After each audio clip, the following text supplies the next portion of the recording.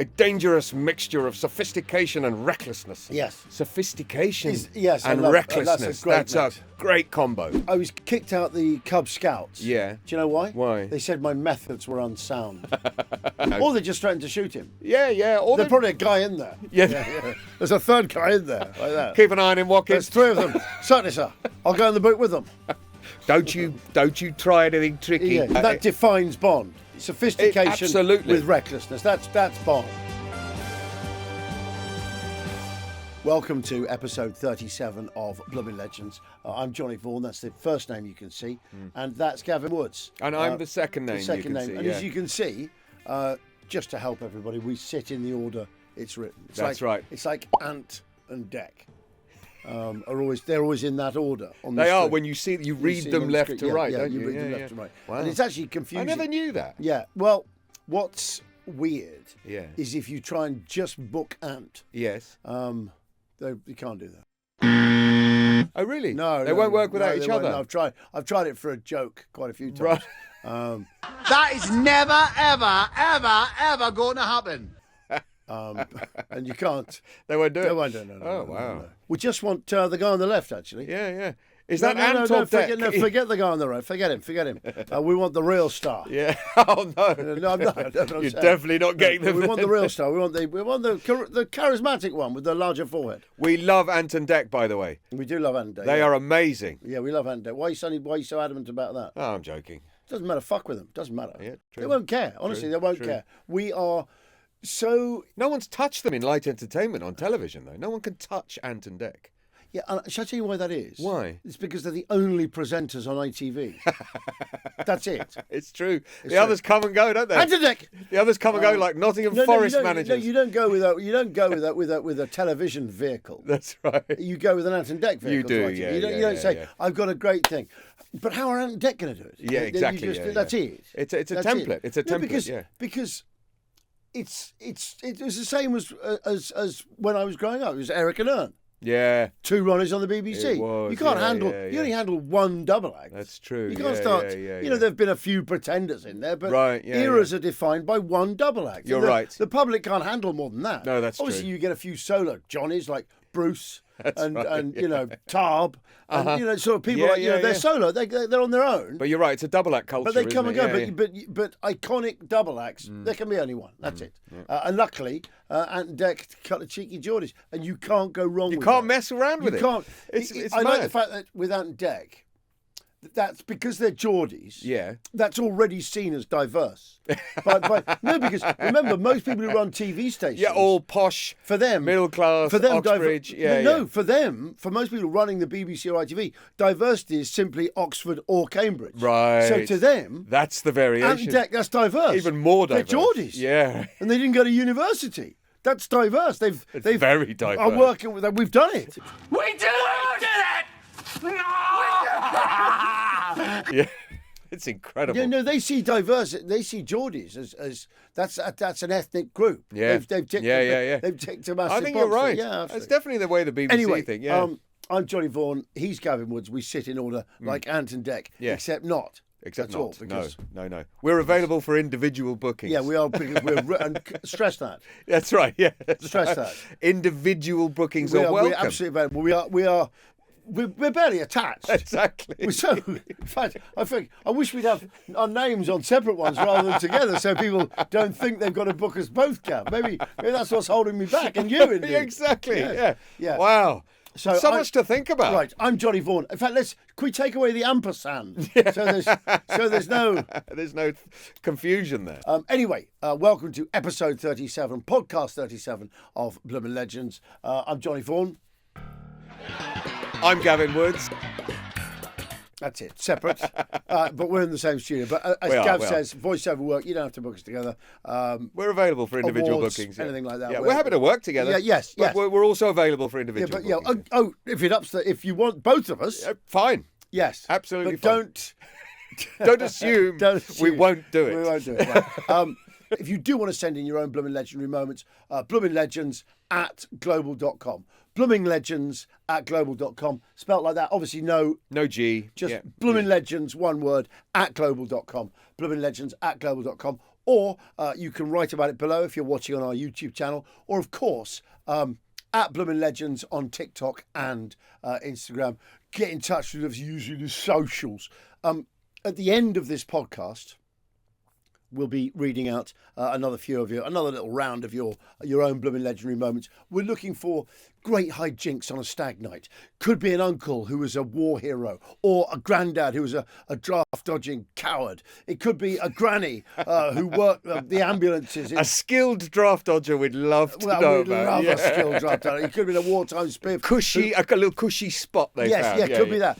Could be he ran like a legendarily bad restaurant, a legendarily violent pub, and he dealt with people in a certain way. He could have been a legendary bouncer. She could have been a legendary bouncer. She could have been a legendary barmaid. She could have been a legendary mother of 14 or a grandma of 52.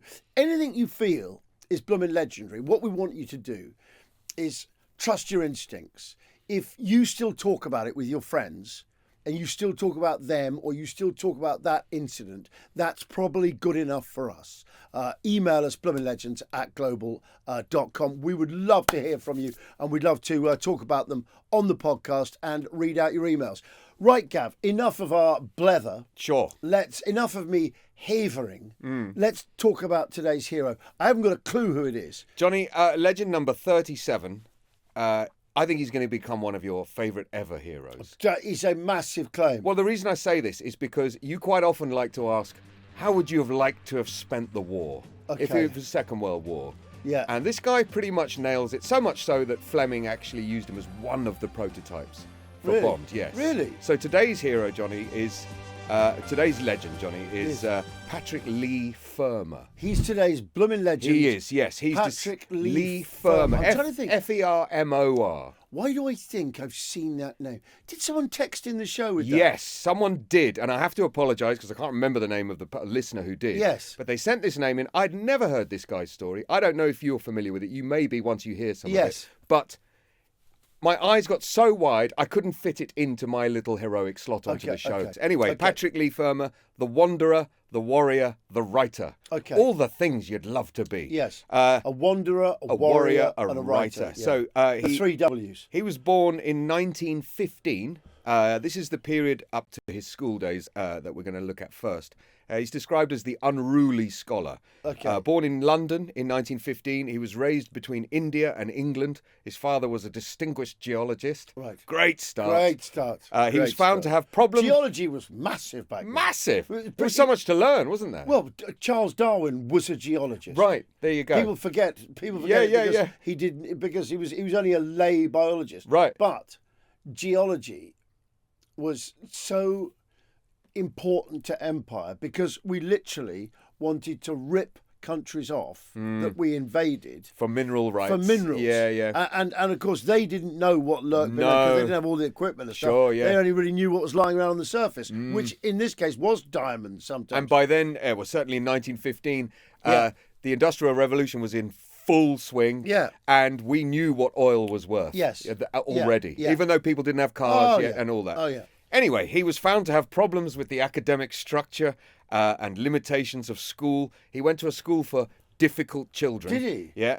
Great red flag for future special forces work. What was it called? I don't know what the school was called, but he was then expelled from that school. He was expelled from a school for difficult children? No, for sneaking out at night and consorting with a greengrocer's daughter. Fantastic. Apparently, the allegations were that he was holding her hand.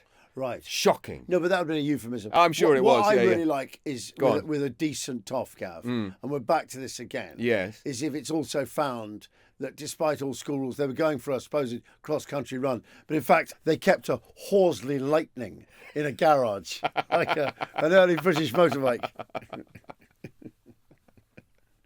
We're never going to do an episode without a reference to some fictitious motorbike. But I like the idea of they had a Thorsby Rafford in the a Thorndike Hercules. They had a Willerton Supreme.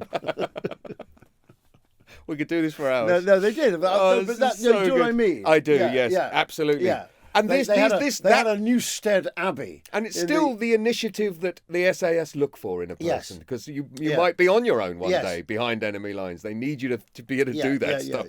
Anyway, his last... No, sorry. No, I can't. I'd no. stop it. All I'm thinking about is a Chatsworth Thunder. They had a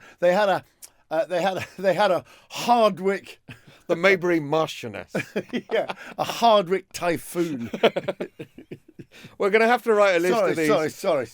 His last report... A Hardwick Ghost. His last report from the King's School, so that was the school, noted that the young Leigh Fermor was, quote, a dangerous mixture of sophistication and recklessness. Yes. Sophistication yes, and recklessness. That's a great combo. So this is really, that's very Bond. The name's Bond. James Bond. Very Bond. That defines Bond. Sophistication absolutely. with recklessness. That's Bond. What did your school say about you? Can you remember any reports? I don't want to discuss that particularly, Gav. They My school reports at junior school were exemplary because I did really well. Yeah. A hard work, not a little bit of comments about hard work, which is really out of character for me.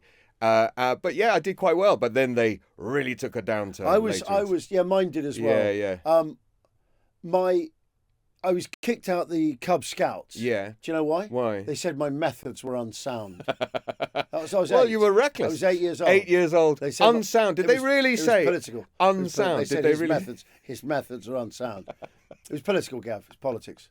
No, the guy in charge. I'm surprised SOE didn't approach you. The guy in charge was some sort of crypto fascist, and they didn't like my sort of my stance on egalitarianism and. Well, you're going to love Patrick Fermor even more because you know what he really loved as a youngster?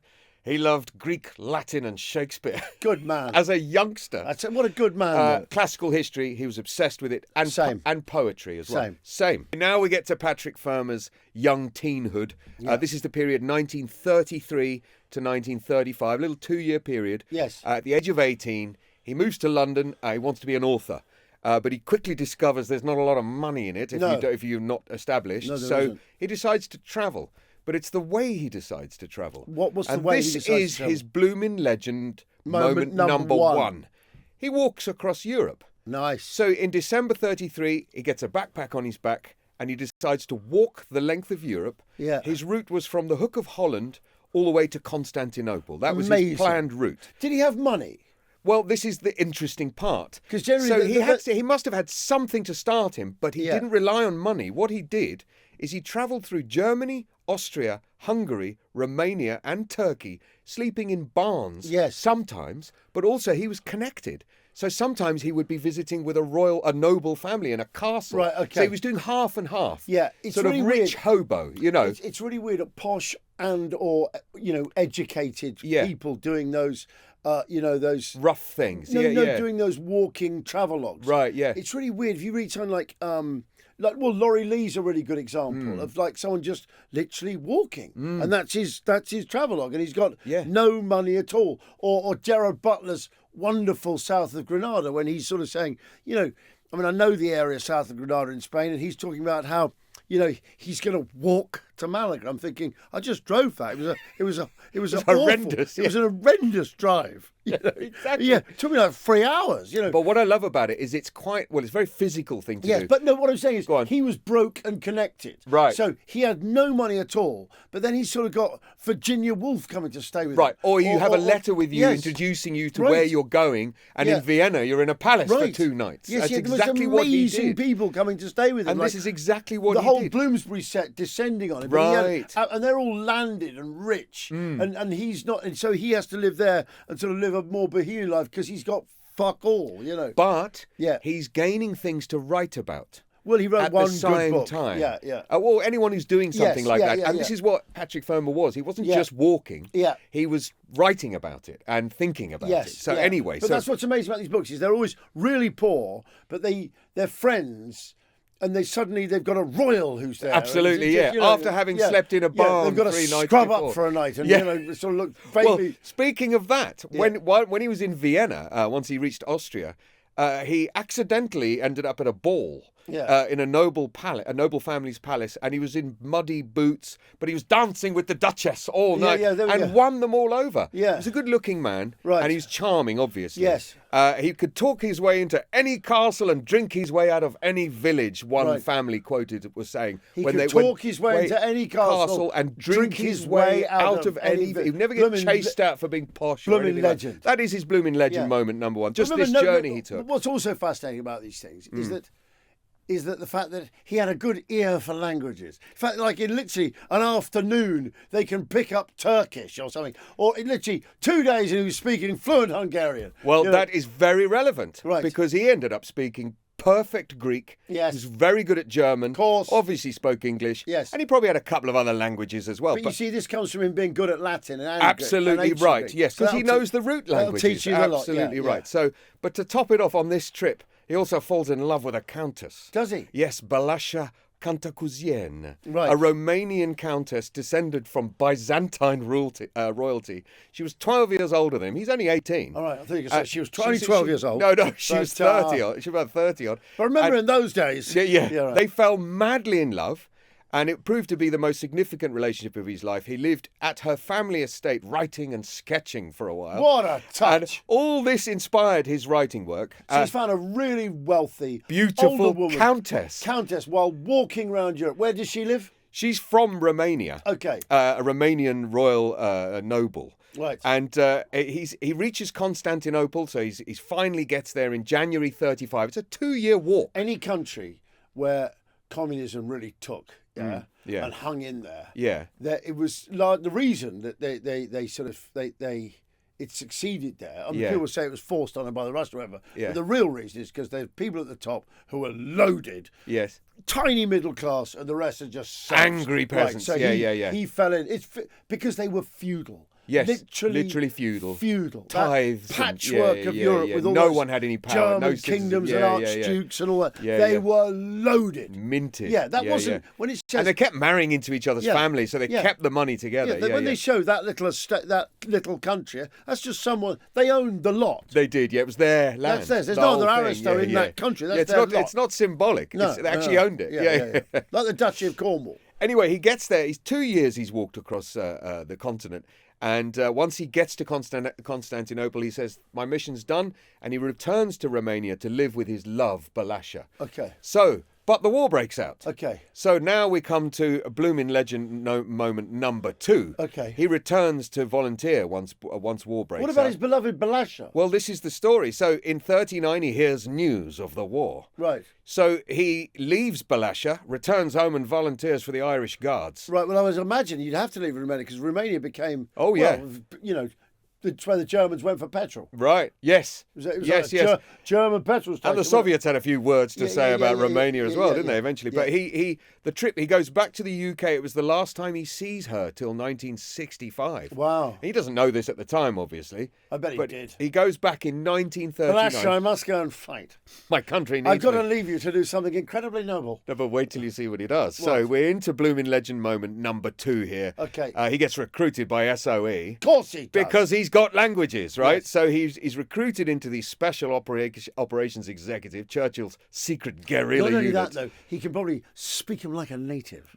Yes, he can. Which is exactly what they want. He gets sent to Crete. Oh, there we go. We go. Nobody gets so much better. Oh, it's like a sort of Alistair MacLean. No, he goes there to organise local resistance against because the Nazis are occupying it, obviously. He's posted out to Crete 3 times during his service, one time even parachuting in. Oh, right? Of course. Whilst in Crete, he spends 2 years living in caves. Right. He learns the language perfectly, Yeah. the local version of the language. Of course, yeah. Disguised as a shepherd, fluent in local Greek, yeah.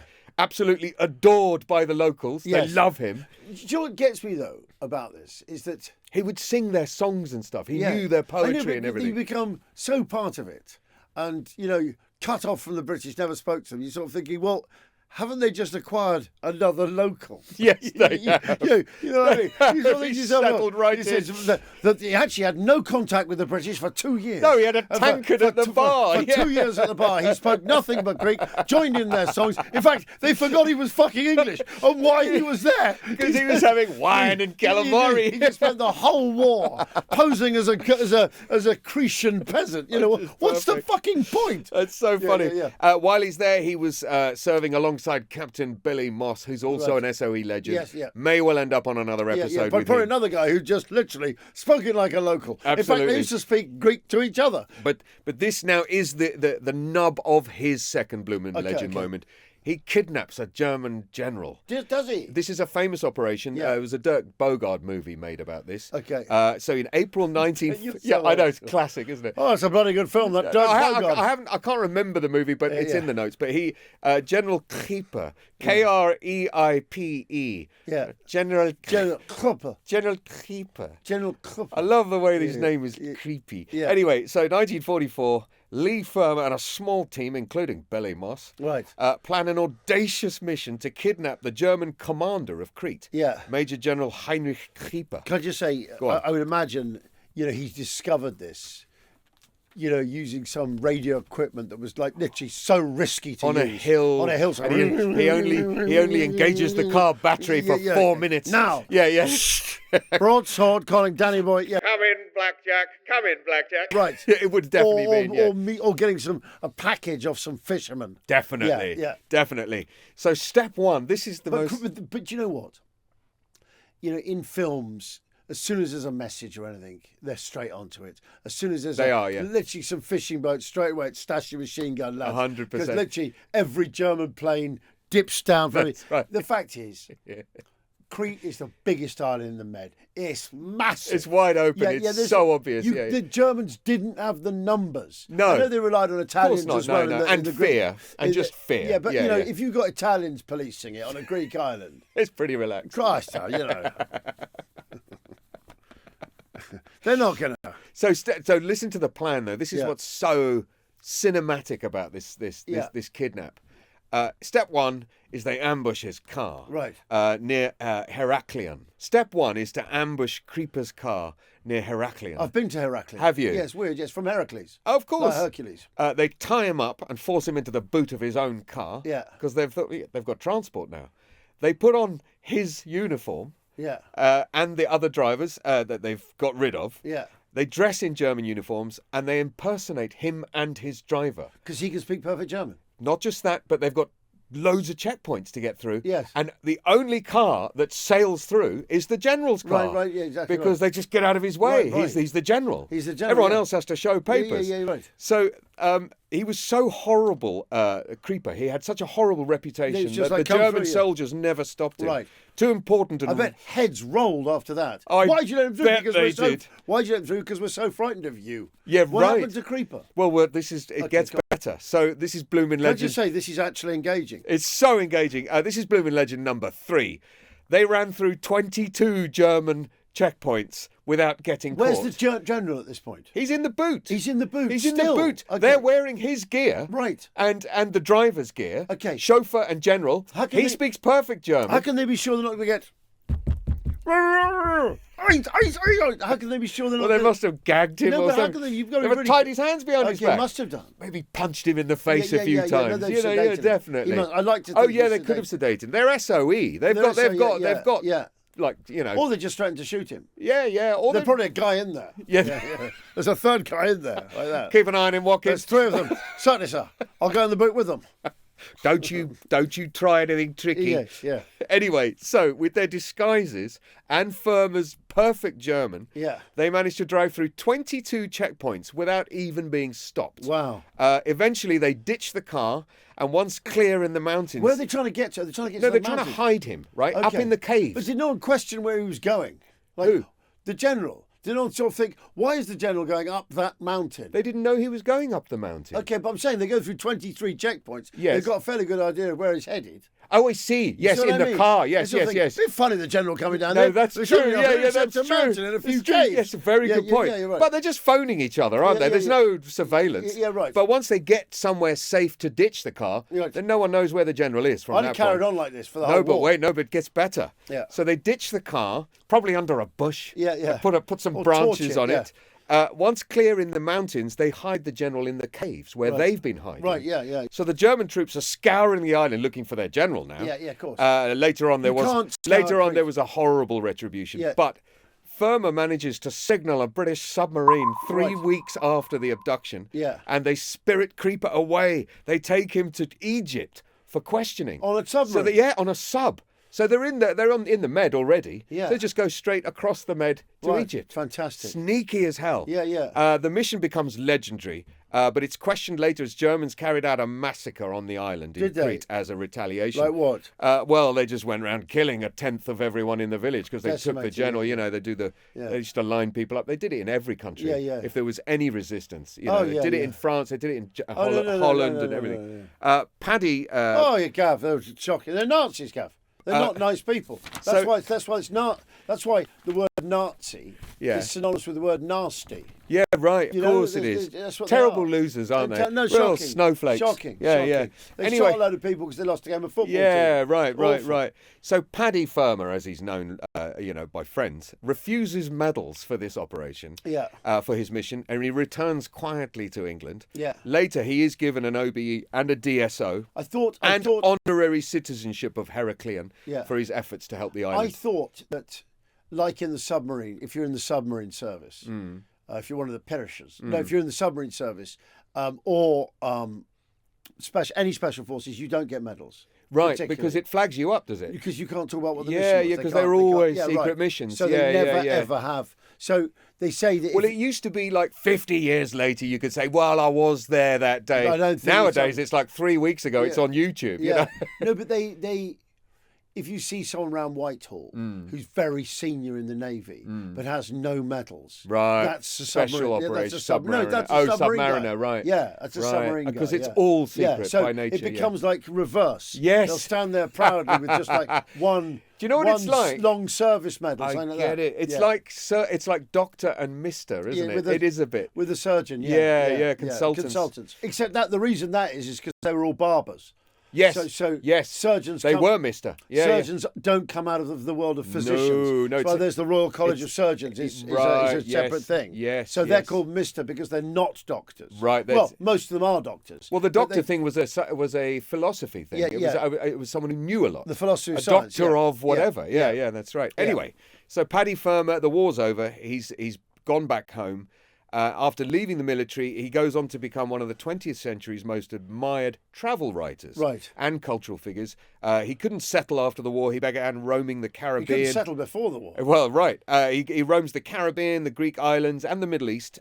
Probably still doing a little bit of spying here and there. Once you're in, you never have. In 1950, he publishes his first book, The Traveller's Tree, about his post-war travels in the Caribbean, which won the Heinemann Foundation Prize for Literature. Wow. The style of his writing brought adventure into a place people hadn't seen before, and his mission in Crete is immortalised in his book Ill Met by Moonlight. Oh, that's which great. I really want to read. I'm off to go and get. I'll go and get that. As soon as we finish, I'm going to Waterston's Covent Garden. Yes, or Foyles. Ill Met by Moonlight. In fact, I might even see if they've got a first in Charing Cross Road. That is the book that the Dirk Bogarde movie is based on. Okay. Ian Fleming was a big fan, not just of his life story, but of his writing style, because he's writing about very Bond-like things. Yeah. And he openly discussed how he was inspired by partly the life, but also partly by the writing of Paddy Fermor. And so that is Bloomin' Legend number 3. He is one of, at least, a real-life James Bond character. Yeah. Fleming was so inspired by his work and life, he says that Live and Let Die, the novel, was written and inspired by Fermor. Right. That's quite a good thing to that be. Is quite a good thing. Never mind the war stories. He does continue to write about his travels all the way through the rest of his life. His next 2 books were Mani, that's in 1958, and Rumeli, 1966, both lyrical love letters to Greece, because he'd been obsessed with Greece ever since he'd been there. Oh, Greece. And 1977 bought a book called Time of Gifts. It's his memoir of when he must have liked lamb or sea bass. He must. Oh, it's a great What's on restaurant. tonight? Lamb or sea bass? What are we going for? We're going to start with some salad and then before we go with some lamb. Oh, no. He wrote a book called Lamb or Sea Bass, a complete compendium of Greek taverna cooking. If you like the idea of buying ill met by moonlight, you might want to buy A Time of Gifts, because in 1977 he published the account of his journey when he was 18. Right, that's the one, yes. there. That would be fascinating. That'd be fantastic. He's written that a bit later, though. He has. I wonder why he waited so long. Maybe there were names and faces he didn't want to embarrass. Maybe his dear Basha died. Yes, yes, maybe. Yeah, well, yes. So he spends his final years living with his new partner, Joan, in Kardamili in Greece, in a stone house he built himself with his own hands. What a Bloomin' legend. Unbelievable. That's Bloomin' legend number 4. Legend. Well, not just that, but he lived till 96. Wow. He died in 2011. Wow. He was born in 1915. Is that amazing? There's people around. That's unbelievable. There's people around in 2011 who saw all that. What a century, Gav. He, even in his 90s, every day, he would swim, drink Retsina, and charm visitors with his stories in Kardamili. He's just lucky he wasn't born 16 years earlier. Well, he would have ended up in the Crimea. No, he ended up in the First War. Oh, the First War, yes, because he was born in 1915. Yes, you're right. So he was really lucky there. He had a real touch. Yeah, because it meant he got like 25 years. He gets a bit of a well, not 25 years because he's got got a bit of a start on it. Right. And so ready to be of use to the SOE before he even joined up. Yeah, it means you're 25 in 1939. He's 20 in 1940. Unbelievable. And that's not a bad, The timing is perfect. And also to have had a bit of life experience to have gained those skills. Yes. Not bad. And to use all those skills to live that life in the rest of his life. Oh, I'll do some writing. I often think about what year you'd want to be born to avoid both. Yes.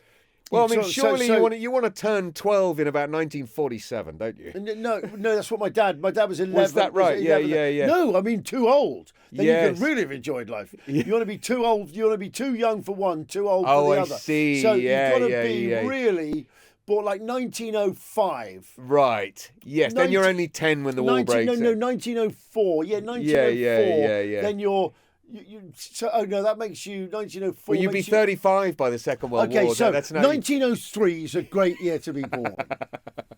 1903 is bang on. Then you're 15 at the end of World War I. The Draft Dodgers Manifesto is fantastic. But 1903, superb, right? 1903, you're then 15, and obviously you're not going to be one of those brave fools who lied about their age. So, man, there were lots of them. You're not going to miss that big amount of death at the end of 18, loads of people. The end of the war, they were dying just as thick and fast they were at the start. There's no let up. There's a bit of a dip in 17. It was same all the way through. But 18, they were all going for it at the end. Yes. Suddenly it's of course, even more. You've seen football when they're playing to the whistle. Everyone knows this fucker's going to end. There's goals coming and injuries. Desperate. Yeah. So, wow. So you wanted 1903. That makes you 15 in 1918. Then 15 in 1918.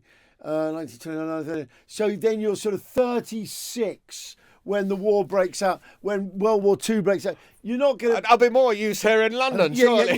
Yeah, by that time, if you're not of more fucking use in London, sort of 37, they're not going to recruit a 37-year-old. No, not for trenches. No, especially if you've got yourself like a good job, like running a small engineering company in sort of Burnley that makes... No, we need you where you are, essential Stanley. Stay there. An essential swivel bolt manifold for ball bearing. A ball bearing factory in Swindon. You're going to be fine. You're totally safe. And you're doing your duty at the same time. Right. You can't go wrong. Or if you got yourself a post in Empire, somewhere outside the theatre of war, you want like a nice diplomatic number in Argentina, Beautiful. That's a jackpot. Beautiful. Anyway, what an incredible story. I'm going to show you a picture of him because he is quite, that saying, that beautiful Yorkshire understatement when they look at a rugby league player they love. Yeah. He'll do. Yeah, he'll do. He'll do. Look at this guy. Let's have a look. You can see why Fleming saw him as a Bond character. Yes. Paddy Leigh Fermor. Paddy Leigh Fermor. Bloomin' legend. Well done.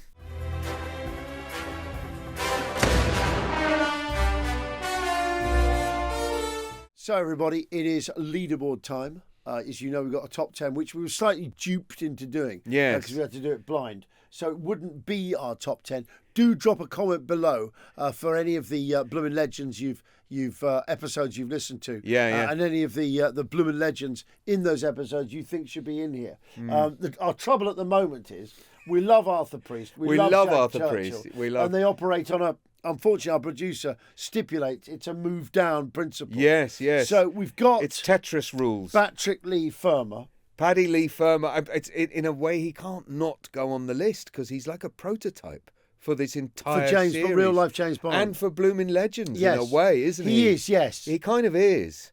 And although Arthur Priest... No, but wait. I mean... Okay. I Remind them what Arthur Priest did. So Arthur Priest survived so many shipwrecks. You see, he can't go. He can't go, can he? Because he's a sailor. No. He's a sailor. Your problem's Josephine Baker. Yeah, she's kind of clogging up that bottom of the list. Up because I mean, Jack Churchill shot a man with a bow and arrow. Yes. In World War II. And carried bagpipes always into battle. And a sword. Yes. A basket-hilted Shackleton, claymore. Shackleton was a legend. He really went back. He almost sacrificed his life trying to save his man. Well, can I just say? Go on. I found that quote about Shackleton. Which quote? This quote. Go on. It's fantastic. Well, the quote is attributed to the Antarctic explorer, I'm sure you know, Sir Raymond Priestley. Okay. Of course. Who could forget Sir Raymond? The Arctic, but Sir Raymond. Sir Raymond Priestley. But this was from the great Sir Raymond Priestley. Priestley of the Antarctic. Died horribly. No, I don't know. Oh, God. Frozen. Never found him. They've got a statue. Never found him. Anyway, what the late, great Sir Raymond Priestley said, I know we'll probably do him on another episode. Go on, yeah. When we find out who the hell he is. He said, for scientific discovery, give me Scott. Yeah. For speed and efficiency of travel, give me Amundsen. But when disaster strikes and all hope is gone, get on your knees and pray for Shackleton. Well, he's not wrong. He's not wrong. He's not wrong at all. Yes. I mean, Shackleton, what a legend. Yeah, but maybe what he means is actually pray for Shackleton. Yes, because he's probably going to die too. Because he'll be out there somewhere fucking another expedition up. Just always remember, creating certain death just again. Always remember, shit can get worse. Anyway, Gav, we've got Patrick Leigh Fermor. What are we going to do about Paddy Leigh Fermor? Okay. I mean, let's argue it through for a second. Arthur Priest, absolute legend, survived the most horrific shipwrecks, and so many of them. Although I will qualify that with, there was an element of luck involved. It wasn't like he was trying to do that, whereas Shackleton volunteered for all that. That's a very good point. And with Paddy Fermor, he's going... I know what you're doing. He's going into every Goodbye, single one. Josephine! Goodbye, love! Goodbye, I'm sorry. We're not allowed to do that. You can do that. Can't... You're breaking the rules. You do what you want. Okay, we are. No. But this is, we've reached critical mass. Okay. So what after Priest's gone, Gav, Jack Churchill's gone down, Patrick's gone in there. I don't want to see Jack leave the list ever either. No. Yeah, let's do that. That's fair. We're not losing Baker. Yeah, but we're just giving it a slight shuffle. But it does mean that Jack's the next to go. So we've stuck to the rules of the blind top 10. Yeah, we're one in, one out. We're one in, one out. The bottom one has to be shuffled down. Do you agree with our decision? Drop a comment below, or Bloomin' Legends at global.com, or on our socials at Bloomin' Legends on TikTok, or at Bloomin' Legends on Instagram. Time now for your own Bloomin' Legends. This is, by the way, nothing against Arthur Priest, but Paddy Leigh Fermor drove through 22 German checkpoints. Without stopping. With a general in the boot. Disguised as the general he had in the boot. With a general in the boot. Oh, yeah, my right. God. Okay, so, go on. like I say, to get in touch, email bloominlegends at global.com, or you can comment, subscribe on the YouTube channel if you're watching there, Bloomin' Legends. Let's go to Jamie in Hoddesdon, Hertfordshire. Long-time listener, first-time interaction. Gav, what's he saying? Jamie says, loving the podcast, fellas. From day dot you had me. I've had to wait till they backed up a bit so I could binge a shitload of them, though. Yes, nice. I'd like to nominate my granddad, sadly no longer with us, Jim Marson, a Hackney boy, a painter by trade. He used to wear a suit to work. Did he have a suit under his overalls? God, that's just what it's like a dream. We were talking about whatever happened to brown overalls. We used to see the other day. The old Formula One races. Oh, they had man. pipes in the pit brown lane, overalls, yeah. and they had overalls over a collar and tie with brogues on. I've got pictures of my dad exactly like that. Unbelievable. Anyway, He used to. Imagine that. I don't know, but listen. So Jim Marson, Jamie's granddad, used to wear a suit to work, carry a briefcase containing his brushes and his sandwiches. Wow. He refurbished narrowboats, and it wasn't enough for him. He had a love for physical discipline, specifically judo. Nice. So, after winning many local and national tournaments, he decided it was time to pass on his knowledge to as many people as possible with the help of his friend Skipper, also a master in the field. Yeah. Together they founded, funded and taught, at the time, Equinox Judo Club.